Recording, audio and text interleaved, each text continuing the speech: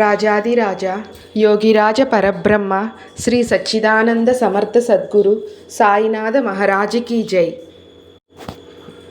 సదానింబ వృక్షస్య మూలాదివాసాత్ సుధాశ్రావిణం తిక్తమప్యప్రియంతం తరుం కల్పవృక్షాదికం సాధయంతం నమామీశ్వరం సద్గురుం సాయినాథం. సదా కల్పవృక్షస్య తస్యాధిమూలే భవద్భావబుద్ధ్యా సపర్యాది సేవాం నృణాం కుర్వతాం భుక్తిముక్తిప్రదంతం నమామీశ్వరం సద్గురుం సాయినాథం. ఓం సమర్థ సద్గురు శ్రీ సాయినాథాయ నమః. శ్రీ సాయి లీలామృతం అధ్యాయం 9. ఉపదేశాలు 1. ఇహపర శ్రేయస్సుకు సద్గురువును సేవించి ఆయన అనుగ్రహానికి పాత్రులవడమే ముఖ్యం. ప్రాయశ్చిత్తమే లేని మహాపాపాలకు కూడా సద్గురు సేవే తరుణోపాయమని ధర్మశాస్త్రం చెబుతుంది. కనుక ప్రజల్లో ఎక్కువ మందికి అదొక్కటే తరుణోపాయం. మరలా సాధన చివరి దశలో ఆత్మనిష్ఠుడు శ్రోత్రియుడు అయిన జ్ఞానిని ఆశ్రయించి తీరాలని శాస్త్రం.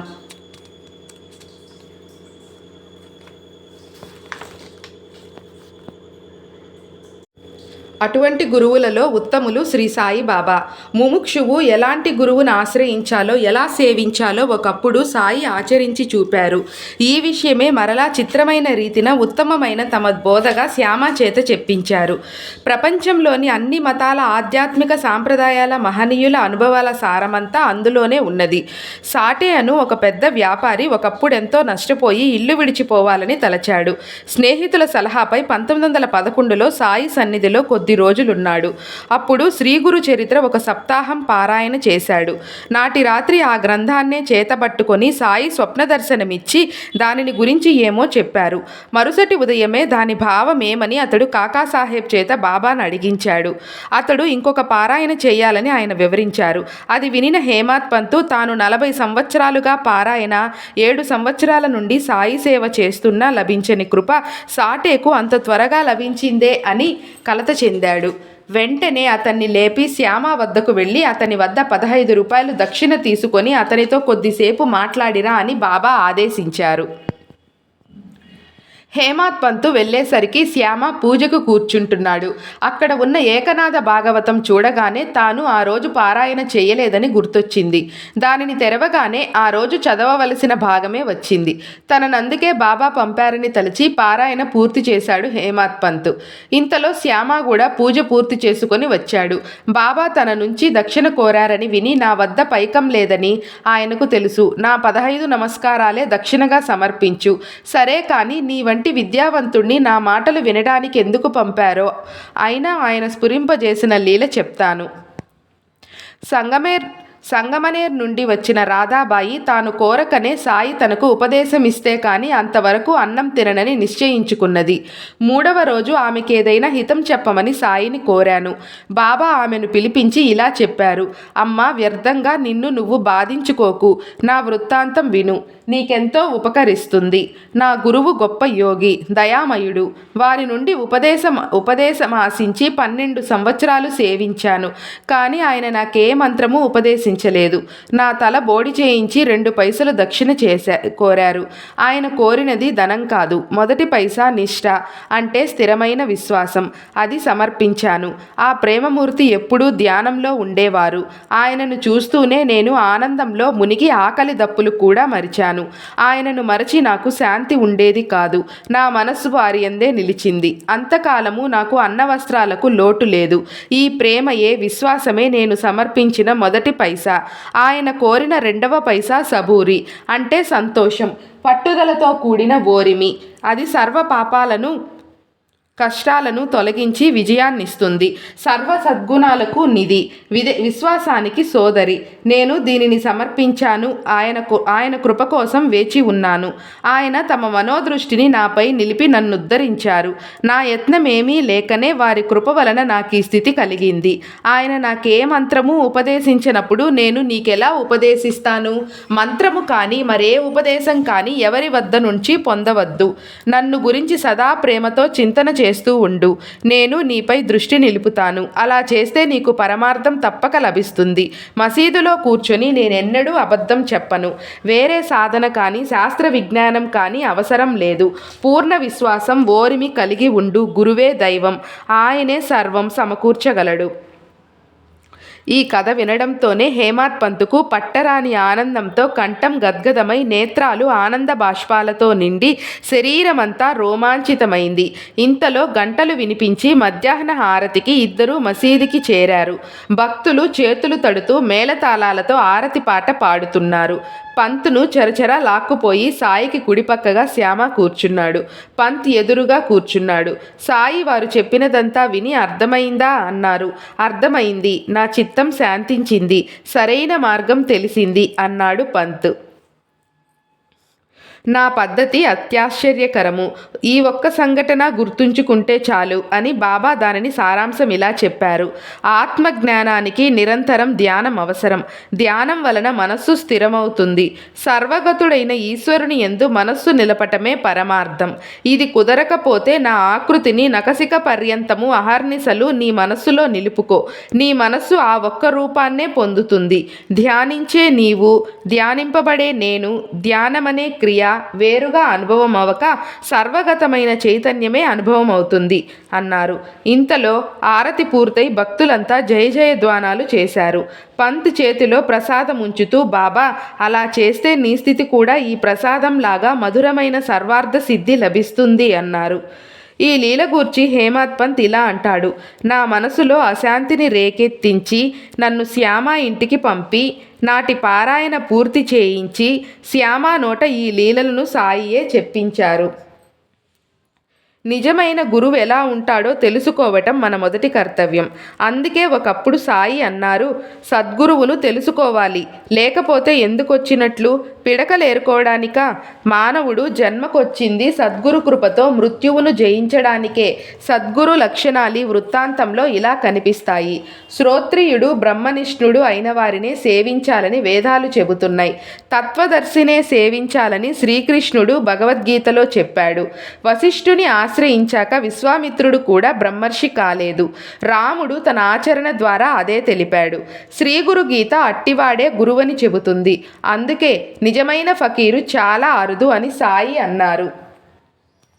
సాయి సేవించిన ఆ గురువులాగా, సాయిబాబాలాగా, అక్కల్కోట స్వామి, రమణ మహర్షులలాగా సద్గురువు ఎవరిని తమ శిష్యులని తలచరు.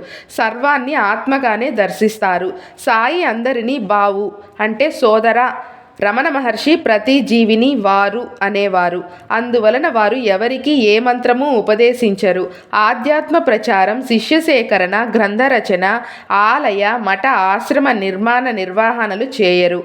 ముముక్షువే వారిని గురువుగా విశ్వసించి ప్రేమమూర్తిగా ధ్యానించి సేవించి తరించాలి. సాయి చేసినట్లు. అందుకే ఎవరి వద్ద ఉపదేశం కోసం ప్రాకులాడవద్దని ఆయన హెచ్చరించారు. అటువంటి గురువు దొరికాక ఆయనను నిష్ఠ సబూరీలతో సేవించాలి. ఒకసారి బాపు సాహెబ్ జోగ్ మసీదులో కూర్చొని సద్గురువు శిష్యుణ్ణి తనంతటి వాడిగా చేస్తాడంటారు. సాయి నన్నింకా అలా చెయ్యలేదే అనుకున్నాడు. వెంటనే ఆయన నవ్వుతూ అతన్ని చూపి, వీడు నా స్థానం ఆక్రమించాలని చూస్తున్నాడు అన్నారు. మరొకప్పుడు అతడే ఆయన పాదాలొత్తుతూ, బాబా, నా సేవ పూర్తి అయినట్లు గుర్తేమి అన్నాడు. నీవు సర్వబంధాలు విడిచి భిక్షువై నాలా జీవించడమే అన్నారు సాయి. అంటే జీవిత విధానమంతా ఆయనలాగా నిర్వహించగలవాడే గురువు. ముక్తుడైన వాడే కదా ఇతరులను ఉద్ధరించగలడు. అట్టి వారంతా పూర్ణత్వం చెందక ముందు లోకానికి వెల్లడి కారు. అకాలంలో పుట్టిన శిశువు సంపూర్ణం ఎలా అవుతుంది? పిందె కోస్తే పండెలా అవుతుంది? బాబా చెప్పిన గురుసేవా వృత్తాంతంలో సామాన్యంగా వేర్వేరని తలచబడే ధర్మంలో మార్జాల కిశోర న్యాయము, మర్కట కిశోర న్యాయము, గురుశిష్య సంబంధాలు రెండూ మేళవింపబడి ఉన్నాయి. శ్రీ సాయి వలె నిష్ఠా సబూరీలతో గురువును అంటిపెట్టుకోగలవాడే శిష్యుడు. ఆయన గురువు వలె కేవలం తమ మనోదృష్టితోనే భక్తుణ్ణి సదా కాపాడి పూర్ణుణ్ణి చేయగలవాడే గురువు. సాయి వంటి గురువు లభించాక సకల శాస్త్రాల సారం భక్తులకు లీలల రూపంలో అనుభవం అవుతుంది. ఈ కాలంలో అలాంటి నిజమైన ఫకీరు చాలా అరుదు అని సాయియే చెప్పారు. మనకై మనం గాని ఆత్మజ్ఞానం లేని వారి వద్ద కానీ శాస్త్రాలు చదివితే మనకెంతో తెలుసునన్న గర్వం వచ్చి సద్గురువును ఆశ్రయించలేకపోతాము. ఉపాసనీ బాబాలాగా శ్రీగురు చరిత్రలోని త్రివిక్రమ భారతిలాగా కేవలం పూర్వపుణ్యం వలన దానిని సద్గురువు తొలగించవలసిందే. ఇందుకొక ఉదాహరణ, భగవద్గీత చక్కగా చదువుకొన్నాడని నానా చందోర్కర్ను అందరూ గౌరవించేవారు. సాయి సన్నిధిలో తన మనసులో వికారాలు తలెత్తకుండా అతడు భగవద్గీతను వల్లించుకునేవాడు. ఒకసారి అతడు వల్లిస్తున్న శ్లోకం పైకి చదివి అర్థం చెప్పమన్నారు బాబా.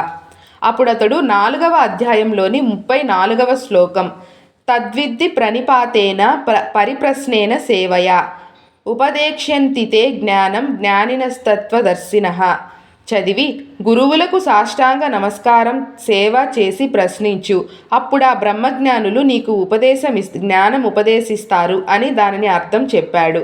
అప్పుడు సాయి అతన్ని ఇలా అడిగారు. సాయి, పాతమంటే నమస్కారమే అయితే మరలా ప్రణి అని ప్రశ్న అనకుండా పరిప్రశ్న అని అనడమెందుకు? నాన్న, నాకు తెలిసిన అర్థం అదే. సాయి, సేవ అంటే ఏమిటి? నాన్న, మేమెప్పుడూ చేసేదే. సాయి, జ్ఞానమనే పదానికి బదులు ఇంకేమైనా చేర్చవచ్చా? నాన్న, అజ్ఞానం అని చదివితే ఛందస్సు సరిపోతుంది కానీ భాష్యాలేవి అలా వివరించలేదు. సాయి, అయితేనేమి, అంతకంటే మంచి అర్థం వస్తే అలానే చదవచ్చు కదా. అర్థం ఎలా సరిపోతుందో చెబుతాను. పరబ్రహ్మస్వరూపమైన కృష్ణుడు ఇతర జ్ఞానులను సేవించమని అర్జునుడికి చెప్పడమేమిటి? నానాకేమీ తెలియలేదు. అతని విద్యాగర్వం అణిగింది. అప్పుడు సాయి ఆ శ్లోకాన్ని ఇలా వివరించారు. గురువుకు నమస్కారం చేస్తే చాలదు, ఆత్మసమర్పణ చేసుకోవాలి. అదే ప్రణిపాతమంటే. బుద్ధి పుట్టినప్పుడు మాత్రమే సేవ చేయడం కాక తన శరీరం గురుసేవ కోసమే ఉన్నదని, దానిపై తనకెట్టి అధికారము లేదని తలచి చేసేదే సేవ. అట్టివాడే శిష్యుడు. అతడు కేవలం మోక్షంపై కోరికతో యోచనతో అడిగి సందేహ నివృత్తి చేసుకోవడమే పరిప్రశ్న. వెలుగంటే చీకటిని పారద్రోలడమే, జ్ఞానమంటే అజ్ఞానాన్ని తొలగించడమే. శిష్యుడు సహజంగా జ్ఞానస్వరూపియే కానీ అతడే జీవుడనని, శరీరమే తానని తలచి సుఖదుఖాలకు కర్మ సంబంధాలకు లోనవుతాడు. జ్ఞానం అనుభవంతో మాత్రమే కలుగుతుంది కానీ మాటలకు ఊహలకు అందదు. కనుక దానిని వాచా బోధించడం సాధ్యం కాదు. కాలులో గుచ్చుకున్న ముల్లును మరో ముల్లుతో తీసినట్లు, పాత్రకు పట్టిన మసిని మట్టితో రుద్ది పోగొట్టినట్లు గురువు తన బోధ అనే సాత్వికమైన అజ్ఞానంతో శిష్యుని అజ్ఞానం తొలగిస్తాడు. అప్పుడు శిష్యునిలో దాగి ఉన్న జ్ఞానం శిష్యునికే అనుభవం అవుతుంది. కనుక గురువు వాచా బోధించేది కూడా అజ్ఞానమే. సర్వము దైవస్వరూపమని తత్వద్రష్టలందరూ ఆ భగవంతుని రూపాలేనని సద్భక్తుడు గుర్తిస్తాడు. తత్వద్రష్ట లేక బ్రహ్మజ్ఞాని అయిన గురువు కూడా శిష్యుణ్ణి ఆ భగవంతుని రూపంగానే దర్శిస్తాడు.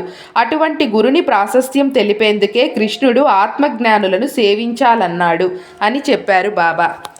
నానాసాహెబ్ ఆ శ్లోకం వల్లిస్తున్నప్పుడే సాయి అలా అడగటానికి కారణమేమిటి? సకల శాస్త్రసారమైన భగవద్గీత రూపొందటానికి కారణం కూడా అర్జునుడు. ఈ శ్లోకంలో చెప్పినట్లే శ్రీకృష్ణుణ్ణి పరిప్రశ్నలు వేయడమే. నానాసాహెబ్ను అనేక రీతులా ప్రశ్నించి పరిప్రశ్న చేయడం ఎలానో సాయి తెలిపారు. ఆ శ్లోకంలో చెప్పినట్లు నానాకు తత్వదర్శి అయిన గురువు లభించారు. కానీ అతడు ఆ శ్లోకం వల్లిస్తూ కూడా పరిప్రశ్న, సేవల తత్వం తెలుసుకోకుండానే వ్యర్థంగా వల్లిస్తున్నారు. వాచా బోధించింది చాలనప్పుడు అతీతమైన విశ్వరూప దర్శనం వంటి దివ్యానుభూతిని ప్రసాదించగలవాడే సద్గురువు. అట్టి వారిని సేవించక తప్పదని, అలా కాక దేవతలను మాత్రమే ఉపాసించేవారు ఆ పుణ్యం ఉన్నంతకాలం ఆయా లోకాలలో ఉండి ఆ పుణ్యం అయిపోగానే ఈ లోకంలో మరలా జన్మిస్తారని శ్రీకృష్ణుడు చెప్పాడు. సాక్షాత్తు త్రిమూర్తులు పరబ్రహ్మం తానే అని గురుని సేవిస్తే ముక్తి లభిస్తుంది. వైద్యం నేర్వకుండానే మందులిచ్చేవాడు, ఆత్మజ్ఞానం లేకనే శిష్యసేకరణ చేసేవాడు. అట్టి కపట గురువును ఆశ్రయించిన వారు భ్రష్టులవుతారని శాస్త్రం. గు అంటే జ్ఞానం, అజ్ఞానం అనే చీకటి. రు అంటే దానిని పోగొట్టేవాడని అర్థం.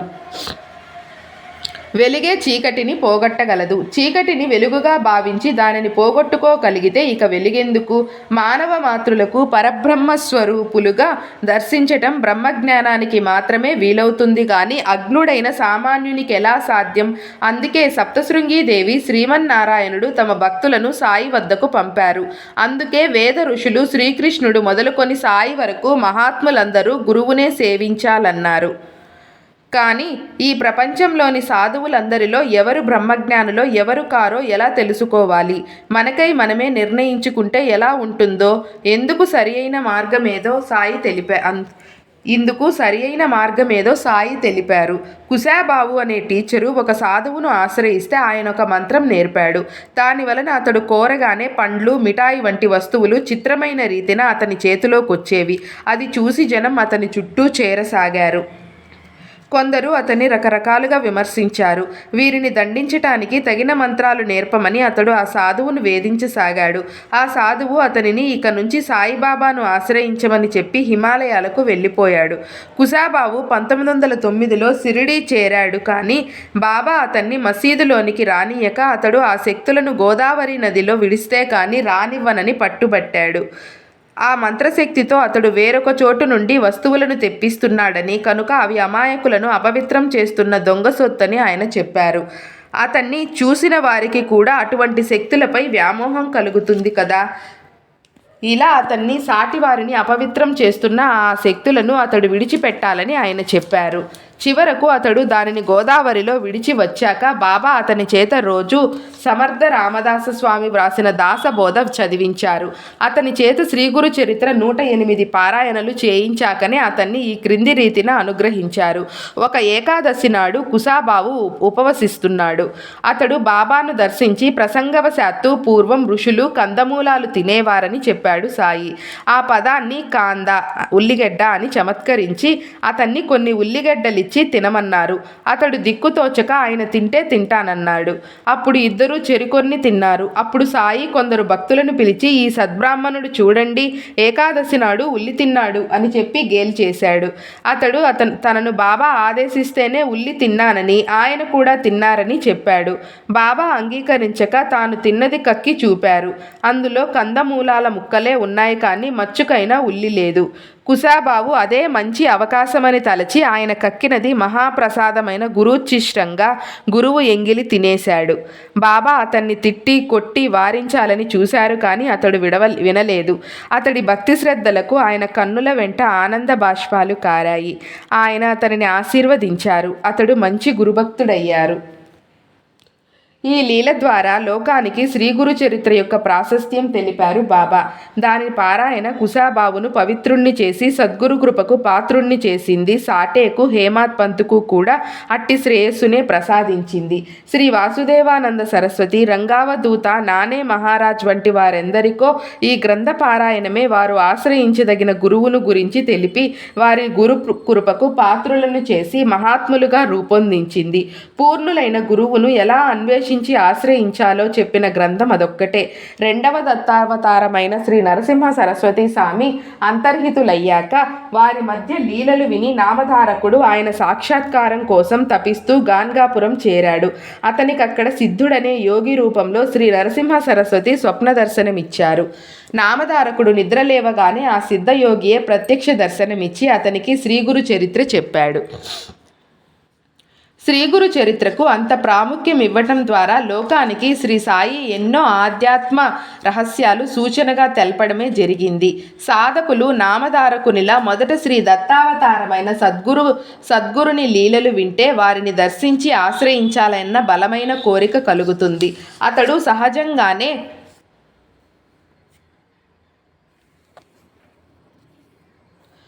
ఆ లీలలను గురించి ఆయన గురించి చింతన చేస్తూ ఆయన కోసం తపిస్తాడు. అప్పుడు ఆయన ఏదో రూపంలో స్వప్న దర్శనమిస్తారు. తరువాత ప్రత్యక్ష దర్శనమిచ్చి అనుగ్రహిస్తారు. పైన చెప్పినట్లు ఆ మహనీయులందరి అనుభవం ఇలానే ఉన్నది. సూఫీ సాంప్రదాయంలో కూడా సాధకుడు మొదట పరమపదించిన ఒక మహాత్ముని ఆశ్రయించి తాను ఆశ్రయించవలసిన గురువెవరో తెలపమని ప్రార్థిస్తాడు. సకాలంలో ఆ మహనీయుడు ఆ విషయం వారికి స్వప్నంలో చెబుతారు. ఇది ఉత్తమమైన మార్గం కనుకనే శ్రీ సాయి దానికంత ప్రాధాన్యతమిచ్చారు. ఆయన కూడా వెనుక జన్మలలో తాను సేవించిన వారికి ముందుగా స్వప్న దర్శనమిచ్చాకనే వారిని షిరిడీలో ప్రత్యక్షంగా తమ చెంతకు రప్పించుకున్నారని శ్రీ సాయి సందర్శనం అనే అధ్యాయంలో గమనించాం. అందుకే శ్రీ సాయి భక్తులకు శ్రీ గురు చరిత్ర పారాయణ ఎంతో ముఖ్యం. అలానే ఒక సాధకుడు యోగం అభ్యసిస్తూ ఉంటే దూరదృష్టి లభించింది. దూరాన ఉన్న తన యంత్రశాల తగలబడుతూ ఉంటే అతడు ధ్యానంలో చూడగలిగాడు. అతడు షిరిడీ వచ్చినప్పుడు, బాబా ఎందుకా వేశ్య ప్రదర్శనలను చూస్తావు? నేనెప్పుడు అలా చెయ్యను, అదెవరికీ తగదు అన్నారు.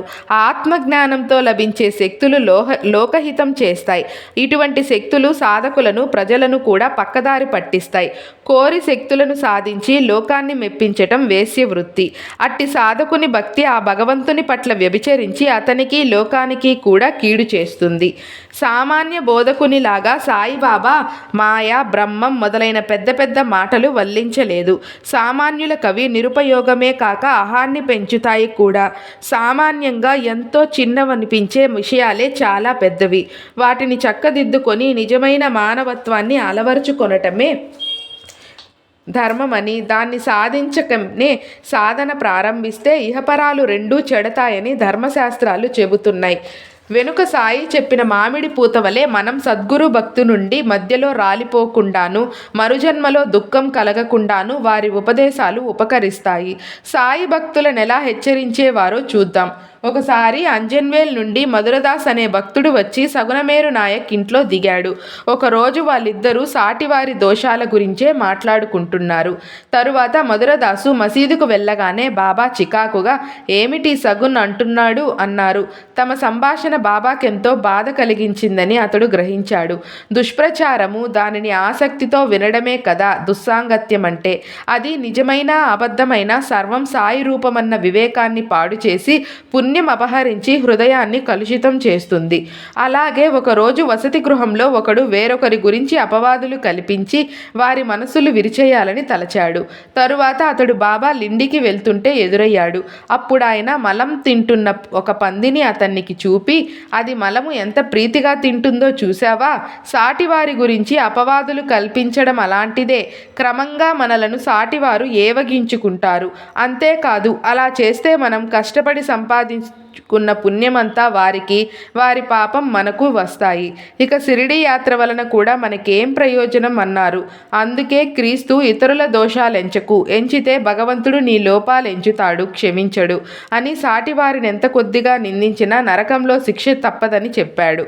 పక్కవాడి కంట్లో నలుసు తీసే ముందు నీ కంటిలోని దూలాన్ని తొలగించుకో అన్నాడు. ఇతరులను మనస్సులో కూడా ద్వేషించకూడదు. హత్య, శత్రుత్వం, రుణం వీటి ఫలితం అనుభవించక తప్పదన్నారు సాయి. ఒకరోజు ఒక భక్తుడు రవ్వ కేసరి ప్రసాదంగా పంచుతున్నాడు. వేరొక భక్తునితో ప్రసాదం తీసుకున్నావా అన్నారు బాబా. అతడికి తనకు భేదాభిప్రాయాలు ఉండటం వల్ల ప్రసాదం తీసుకోలేదన్నాడు అతడు. అప్పుడు సాయి, ఇచ్చేది, ఇవ్వబడేది, పుచ్చుకునేది ఎవరు? అంతా ఒక్కటే. ఎవరిని శత్రువులుగా తలచవద్దు అన్నారు. ద్వేషం ఎంత ప్రమాదకరమో చెన్నబసప్ప, వీరభద్రప్ప అనే పాము కప్పలకు పూర్వజన్మలో సాయి సన్నిధి లభించిన పరస్పర ద్వేషం వలన హీన జన్మలు లభించాయి. పై రెండు బలహీనతలకు భిన్నమైన మరొక దానిని గురించి ఒకసారి సాయి నానా చందోర్కర్తో ఇలా చెప్పారు. యాచించిన వారికి శక్తి కొద్దీ సమర్పించు. ఇంకా అడిగితే వీలు కాదని సౌమ్యంగా చెప్పు. కోపించవద్దు. కొంతకాలానికి కళ్యాణ్లో అతనింటికి ఒక బిచ్చగత్తె వచ్చి పెట్టిన దానితో తృప్తి చెందక ఇంకా కావాలని పట్టుబట్టింది. అతడు సేవకునితో పెట్టింది తీసుకుపొమ్మను, లేకుంటే మెడపట్టి గెంటు అన్నాడు. ఆమె వెళ్ళిపోయింది. తరువాత ఆ షిరిడి వెళ్ళినప్పుడు సాయి అతనితో పలకలేదు. కారణం అడిగితే, నా మాట వినని వారితో నాకేం పని? ఆ బిచ్చగత్తెను అధికంగా భిక్ష కోరినందుకు మెడపట్టి గెంటమంటివే, ఆమె వాకిట్లో కూర్చుంటే నీదేం పోయింది అన్నారు. అంతేకాదు, ఆవేశం ఎన్నడూ తగదని సాయి ఎంత చమత్కారంగా బోధించారో. ఆయన ఒక భక్తుని దక్షిణ అడిగారు. అతడు తన వద్ద పైకం లేదన్నాడు. అయినా ప్రతి 10-15 నిమిషాలకు సాయి అతన్ని తిరిగి అడిగారు. చివరకతడు విసిగిపోయి, నా వద్ద డబ్బు లేదంటుంటే అని గొంతు చించుకున్నాడు. సాయి కొంటెగా నవ్వి, లేకపోతే లేదని నెమ్మదిగా చెప్పు, అదీ కాకుంటే ఊరుకో, అరుస్తావెందుకు అన్నారు. కోపతాపాలన్నింటికీ నాది అనే మమకారం మూల కారణం. ఒకరోజు బాగ్చంద్ మార్వాడి రాగానే అతని గూర్చి భక్తులతో సాయి అన్నారు. ఇతడు తన గడ్డివామి అంటుకుందని దానిని కాపాడమని కోరుతున్నాడు. చావు పుట్టుకలు, లాభ నష్టాలు దైవాధీనాలు. మూఢులు ఈ విషయం మరిచి లాభిస్తే సంతోషించి, నష్టమొస్తే ఏడుస్తారు. ఇది నాది అంటారు. గడ్డివామి మార్వాడిది కాదు. అది గడ్డే కాని అతని శరీరం కూడా కాదు కదా. భూమి, వర్షం, ఎండ వలన విత్తుల నుండి పెరిగింది కనుక వాటికి చెందినదే. ఆ మూడింటిలోనూ అగ్ని ఉన్నది. అదే ఈ గడ్డివామిని కాల్చింది. భగవంతుడు ఒక చేతితో ఇస్తాడు, మరో చేతితో తీసుకుంటాడు. అది తిరిగి మార్వాడితో ఈ నష్టం మరలా సర్దుకుంటుందిలే పో అన్నారు. నిత్య జీవితంలో మనస్సు, ఇంద్రియాలను ఎలా నిగ్రహించుకోవచ్చో సాయి తెలిపారు. ఒకసారి ముస్లిం స్త్రీలిద్దరూ బూర్కాలు ధరించి దర్శనానికి వచ్చారు. నానా లేచి బయటకు వెళ్ళబోతే బాబా నీవిక్కడే ఉండు, వాళ్ళు రాదలుచుకుంటే వస్తారు అన్నారు. వాళ్ళు ముసుగులు తొలగించుకొని బాబా దర్శనం చేసుకున్నారు. వారిలో ఒక యువతిని చూడగానే నానా మనస్సు చలించింది. వెంటనే బాబా అతని తలపై చెరిచారు. అతడు సిగ్గుతో తల వంచుకోగానే ఆయన, నానా నీవు మానవుడవు కనుక ఇంద్రియాల విషయాలపై ప్రసరించినప్పుడు కోరిక కలుగుతుంది. కానీ అందమైన దేవాలయాలు ఎన్ని లేవు. మన బాహ్య సౌందర్యాన్ని కాక లోనున్న దైవాన్ని చూడాలి. ఆ సౌందర్యాన్ని కల్పించిన దైవ లీలలను చూడాలి. ఇదెప్పుడూ మరువకు అన్నారు. సాయి ఒకరోజు మధ్యాహ్నం ఒక నిచ్చెన తెప్పించి వామన్ గోండ్కర్ అనే భక్తుని ఇంటిపైకెక్కి రాధాకృష్ణ ఆయి ఇంటి మీదుగా నడిచి అవతలి వైపుకు దిగారు. రాధాకృష్ణ ఆయిని మలేరియా జ్వరం నుండి అలా రక్షించారని భక్తులు తలచారు. అప్పుడు బాబా ఆ నిచ్చెన తెచ్చిన వాడికి 2 రూపాయలు ఇచ్చారు. అంతెందుకు ఇచ్చారని భక్తులు అడిగితే ఏ సేవకైనా ఉదారంగా ప్రతిఫలం ఇవ్వాలి, ఉచితంగా పొందరాదు అన్నారు. నేటి విద్యావంతుల్లో కూడా ఎక్కువ మంది నేర్చుకోవలసిన బోధ ఇది. ఇటువంటి నైతిక సూత్రాలు నిత్య జీవితంలో ఆచరించాలని వినిన వారిలో ఎక్కువ మంది చేసే పొరపాటు సాటివారు ఎంతవరకు పాటిస్తున్నారో గమనించి వారిని విమర్శించడం. ధర్మాచరణలో ఆత్మవిమర్శ ఒక్కటే తగినది. ధర్మం ఎంతో సూక్ష్మమైనదని ఎరుగరు. ఒకరోజు ఒకరు డబ్బు కావాలని బాబాని అడిగారు. ఆయన లేదన్నాడు. కానీ ఆయన జేబులో డబ్బున్నదని శ్యామకు తెలుసు. ఆ వ్యక్తి వెళ్ళగానే శ్యామ, సాయి నీవు సత్యాన్ని వైరాగ్యాన్ని అవలంబించిన ఫకీరువు కదా, మాకు నీతులు బోధించి నీవు అబద్ధం చెప్పావేమి అన్నాడు. డబ్బులివ్వడం అతనికి శ్రేయస్కరం కాదు, చెబితే వినడు కనుక అతని మేలు కోసమే చెప్పాను అని సాయి శాంతంగా సమాధానమిచ్చారు. శ్రేయస్సు చేకూర్చే అసత్యమే సత్యమని, శ్రేయస్సును పాడు చేసే సత్యమే అసత్యమని ఆర్షధర్మ సూత్రం కూడా. దాసగను 1910లో షిరిడీ వెళుతుండగా దారిలో ఒక వ్యక్తి బాబాను నిందించాడు. అంతటితో దాసగను మనసు చలించింది. షిరిడీ చేరగానే నూల్కర్ అనే భక్తుడు అతన్ని సమాధానపరిచి ఆరతికి తీసుకెళ్ళాడు. అప్పుడు సాయి, గను నీవు నూల్కర్ను హృదయపూర్వకంగా సేవించాలి, అందులో న్యూనతేమీ లేదు అన్నారు. అతడు సేవించబోతే నూల్కర్, బాబా నీకేమైనా చెప్పని, ఏ ప్రత్యేకత లేని నన్నిలా ఇబ్బంది పెట్టకు అన్నాడు నూల్కర్. దాసగను సాయి వద్దకు వెళ్ళి మీ ఆదేశం నాకు అర్థం కాలేదు అన్నారు. సాయి ఉగ్రులై, అనుభవం అనేది ఎద్దులకు రాదు అన్నారు. బాబా చెప్పింది అర్థమైందాకా వెళ్ళకూడదనుకున్నాడు గను. సాయి వెంటనే అదే సరైన పద్ధతి అన్నారు. తర్వాత దాసగను ఇంటికి వెళ్ళటానికి శ్యామ అడిగితే వాణ్ణి కుక్కలా పడుండని, నేను వాడు తేల్చవలసిన లెక్కలున్నాయి అన్నారు సాయి. సద్గురుడైన సాయి పట్ల దాసగనుకు భక్తి స్థిరపడేలాగా సహకరించటంలో మరే మానవుడు చేయలేనంతటి సహాయం చేసిన నూల్కర్ సాయి అనుగ్రహానికి ప్రతీక కనుకనే అతడు పూజ్యుడు. అతన్ని సేవిస్తే దాసగనుకు అహంకారం అంతరిస్తుంది. అయితే నీ గురువు నూల్కర్ అని మాత్రం సాయి దాసగనుకు చెప్పలేదు. అతడు చేసిన మేలును గుర్తించి కృతజ్ఞత కలిగి ఉండటం ఎంతో ముఖ్యమని సాయి బోధ. ఒక భక్తుడు షిరిడీ వెళుతుంటే అతనితో సాటి ప్రయాణికుడు మానవుడైన సాయిని కొలవడం వ్యర్థమని వాదించారు. ఆ భక్తుని మనస్సు కలత చెందింది. అతడు మసీదు చేరగానే శ్యామతో ఇతనికి ఏదైనా మంచి మాటలు చెప్పు అన్నారు సాయి. అప్పుడు శ్యామ అతన్ని బయటకు తీసుకెళ్ళి సాయి గూర్చి ఇతరులన్నవి పట్టించుకోవద్దు, నీ అనుభవాన్నే అంటిపెట్టుకో అని చెప్పాడు. తరువాత వారిద్దరూ మసీదులోకి రాగానే సాయి అతనితో, నువ్వు శ్యామ చెప్పినట్లు చెయ్యి, మేలు జరుగుతుందన్నారు. మన సహాయం ఎవరైనా అర్థిస్తే తప్పక చేయటం కానీ లేక చేయించటం కానీ మన ధర్మం అన్నారు సాయి. వారు కూడా ఈ ధర్మం పాటించారు. ఒకప్పుడు ఒక రైతు తన పొలంలో బావికై అర్జీ పెట్టుకుంటే జిల్లా కలెక్టర్ త్రోసిపుచ్చారు. అతడు బాబాతో చెప్పుకుంటే ఆయన, నీవు నానా చందోర్కర్తో కలిసి కనిత్కర్ మాట్లాడు, నేను నానాతో చెబుతాను అన్నారు. తరువాత నానా సహకారం వలన కలెక్టరు అది మంజూరు చేశాడు. అతడు బావి తవ్వించుకొని పంటలొచ్చాక తన అప్పులన్నీ తీర్చుకున్నాడు. ఓం శ్రీ సమర్థ సద్గురు శ్రీ సాయినాథాయ నమః. శ్రీ సాయి లీలామృతం అధ్యాయం 9 సమాప్తం. మీకు గనక ఈ వీడియో నచ్చినట్లయితే ప్లీజ్ వీడియోని లైక్ చేయండి, షేర్ చేయండి, కమెంట్ చేయండి. అలానే నా ఛానల్ని సబ్స్క్రైబ్ చేసుకోండి. Thank you.